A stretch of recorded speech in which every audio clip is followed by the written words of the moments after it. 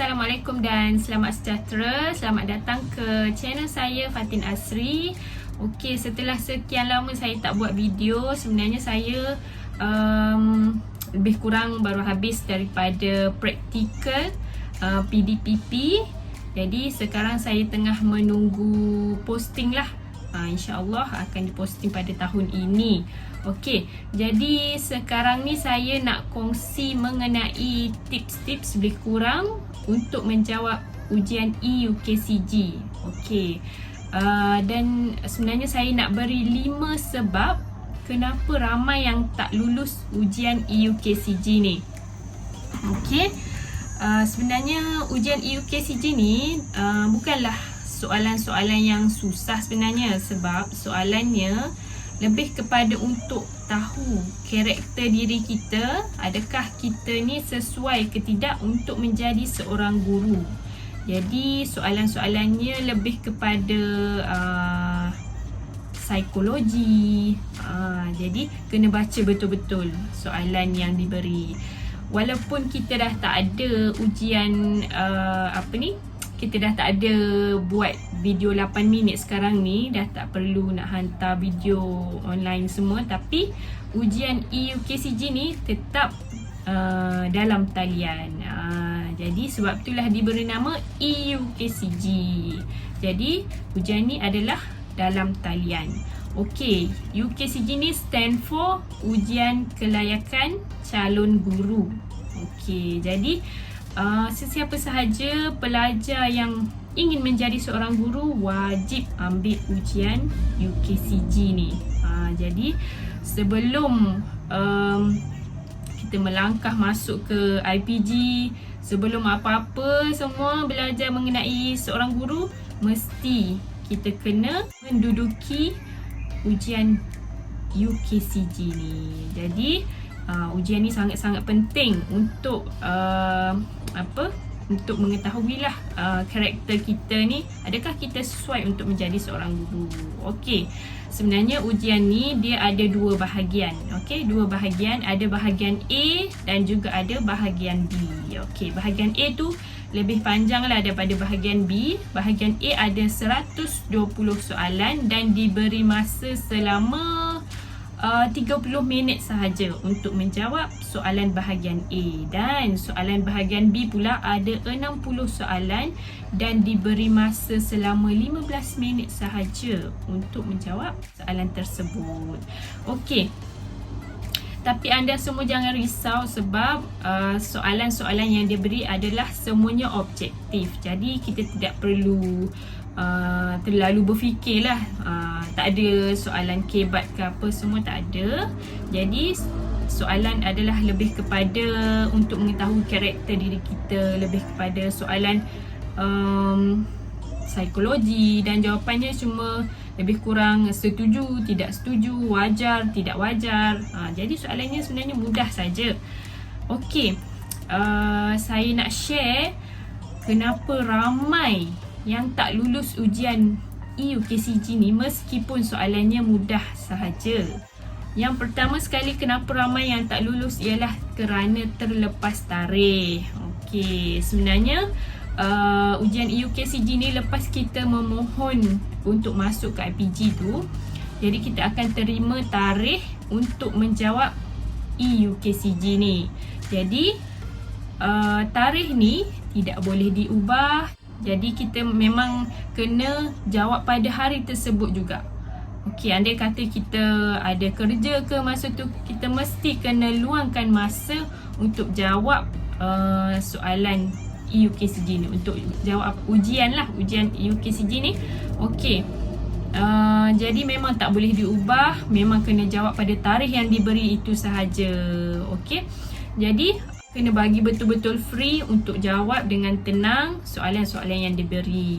Jadi bila anda dah terima tarikh untuk jawab ujian UKCG ni, anda perlu alert, kena tanda di kalender anda betul-betul supaya anda tidak terlepas tarikh. Kalau anda terlepas tarikh, automatik anda akan dikira gagal kerana sudah terlepas ujian yang sangat penting ni. Okey, itu yang pertama. Jadi yang kedua, sebab yang kedua kenapa ramai yang tak lulus ujian UKCG ni ialah kerana tak cukup masa. Anda boleh tengok kan, 120 soalan diberi hanya 30 minit.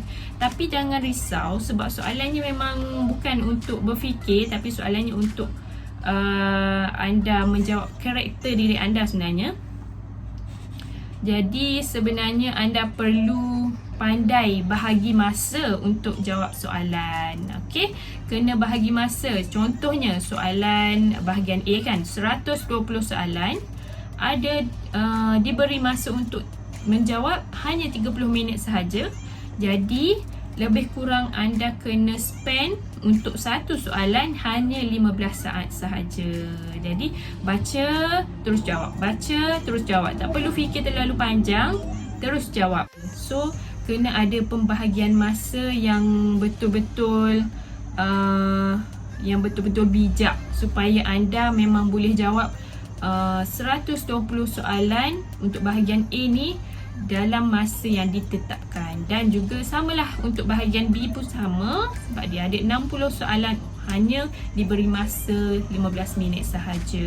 Okey, jadi anda kena betul-betul menggunakan masa yang diberi dengan baik. Okey, yang ketiga, kenapa ramai yang tak lulus EUKCG ni ialah kerana tidak membuat latihan. Sebenarnya banyak latihan-latihan ataupun contoh soalan yang diberi di anda boleh cari dekat Google, contoh soalan EUKCG. Banyak yang anda boleh cari dekat Google tu yang memberikan contoh-contoh soalan EUKCG ni. Dan sebenarnya soalan-soalan yang akan anda hadapi dalam ujian EUKCG yang betul-betul pun, yang sebenar pun adalah lebih kurang sama sebenarnya. Jadi rugilah kalau anda tak buat latihan, kerana bila anda tak buat latihan, anda akan berfikir lama untuk jawab soalan. Anda akan confused. Kadang-kadang bila dapat soalan, anda akan rasa macam soalan ni pelik. Tapi bila anda dah buat latihan, dah terbiasa dengan soalan-soalan yang diberi, anda akan rasa soalan tersebut adalah soalan yang mudah untuk dijawab dan tidak perlu untuk berfikir lama-lama. Anda boleh terus jawab. Jadi anda mesti buat latihan. Okey, kena buat latihan, barulah mudah untuk anda jawab EUKCG ni. Okey, sebab yang keempat, kenapa ramai sangat, meskipun soalan ni sangat mudah, tapi ramai yang tak lulus juga EUKCG ni ialah kerana yang keempat, kerana menjawab dalam keadaan tidak tenang dan terlalu gopoh. Okey.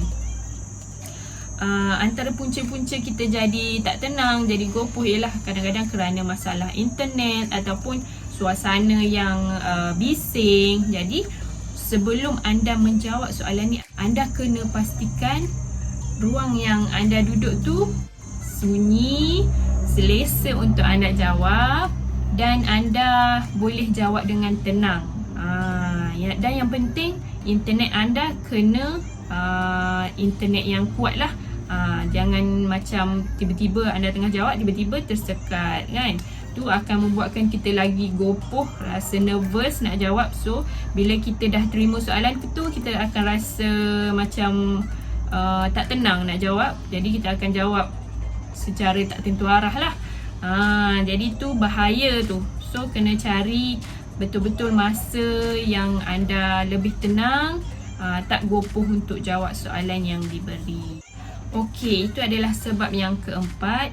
Dan sebab yang terakhir, kenapa ramai yang gagal EUKCG ni ialah kerana terlalu jujur dalam menjawab EUKCG. Sebabnya soalan-soalan yang diberi kadang-kadang dia contoh soalan yang anda tidak boleh terlalu jujur. Contohnya ialah saya ingin menjadi seorang guru kerana gajinya yang lumayan.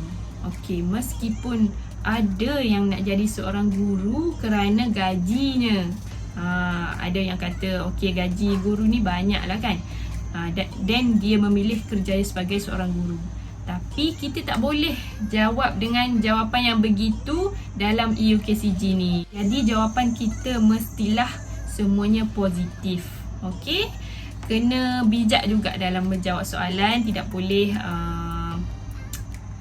kita rasa macam seolah-olah jawapan kita tu positif tapi sebenarnya negatif. Meskipun ada yang nak jadi guru kerana gaji kan, tapi kita tak boleh jawab setuju untuk soalan yang sebegini. Sebab sebenarnya dalam soalan EUKCG ni ada banyak soalan-soalan yang menguji psikologi kita sebenarnya. Okey, so kena hati-hati. Sebab itulah kena buat latihan. Sebelum jawab tu kena ready betul-betul, barulah anda boleh jawab dengan tenang dan boleh memberikan jawapan yang baik lah. Okay, so all the best untuk semua yang dah menjawab soalan EUKCG ni. Dan saya ucapkan terima kasih kepada yang sudi menonton video saya.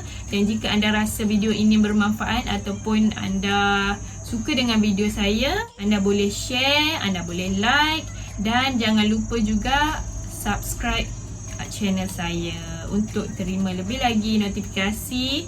Tekan loceng. Okey, itu sahaja daripada saya. Sekian, terima kasih. Assalamualaikum.